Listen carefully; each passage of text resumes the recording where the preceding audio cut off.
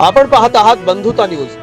न्याय, स्वातंत्र्य, समता आणि बंधुता या संविधानाच्या मूल्यांना अनुसरून पत्रकारिता करणारं पश्चिम महाराष्ट्रातलं अग्रेसर दैनिक बंधुता आणि बंधुता न्यूज नेटवर्क मध्ये आपलं स्वागत आहे।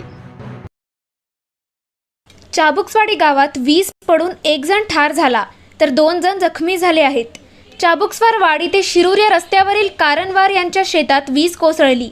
शेतामध्ये विहिरीचे खोदकाम सुरू असून काम सुरू असताना जोरदार वाऱ्यासह पाऊस झाला। पाऊस सुरू झाल्यामुळे विहीर खोदकाम करणारे कामगारांनी जवळच असणाऱ्या एका पडक्या इमारत शेजारील शौचालयाजवळ आडोशाला उभे राहिले। मात्र अचानकपणे त्या ठिकाणी वीज कोसळली।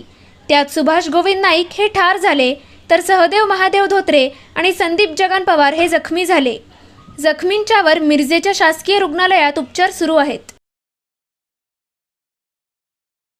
चाबुकस्वारवाडी ते 6च्या सुमारास वीज कोसळून एक मयत झालेलं आहे आणि त्या दोघे जखमी आहेत, त्यांना पुढील उपचारासाठी रवाना केले आहेत। मयत आहे ते सुभाष नाईक, तालुका हे राहणार खटाव, तालुका मिरज, जिल्हा सांगली येथील आहेत आणि त्यांच्या पुढील